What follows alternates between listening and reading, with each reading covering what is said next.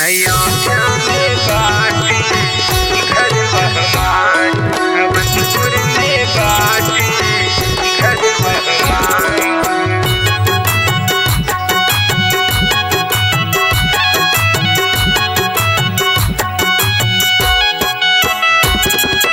जहवा के राजा सिया राम सरकार, जहवा के राजा सिया राम सरकार। अयोध्या में बाटे घर हमार, अवधपुर में बाटे घर हमार। जहाँ गली गली में गूंज जय जयकार, जहाँ गली गली में गूंज जय जयकार। अयोध्या में बाटे घर हमार, अवधपुर में बाटे घर हमार।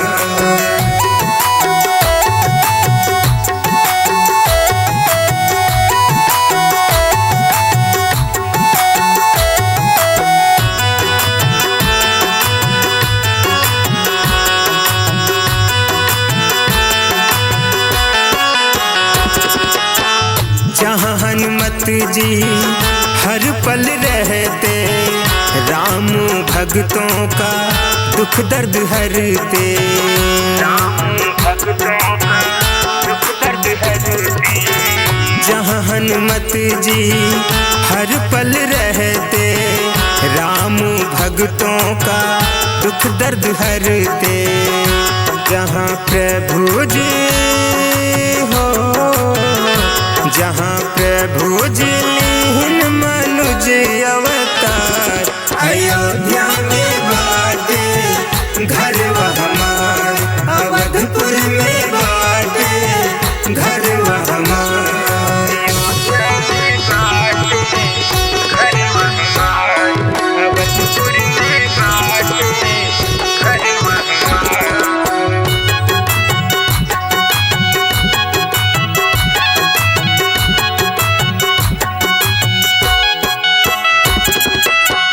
जहाँ उत्तर दिस सरजुज बहती, डुबकी लगाए जो संकट हरती।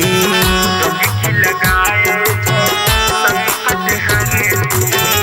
जहाँ उत्तर दिस सरजुज बहती, डुबकी लगाए जो संकट हरती।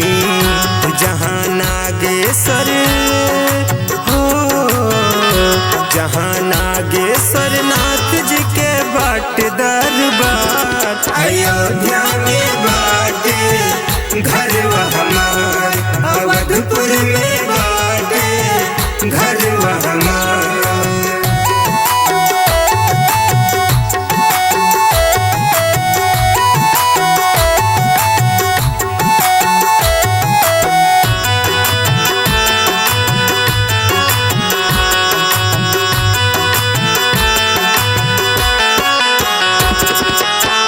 तीनों लोक जके गुणगन गावे, भोले बाबा जके कथा सुनावे। भोले बाबा जी की कथा सुनावे।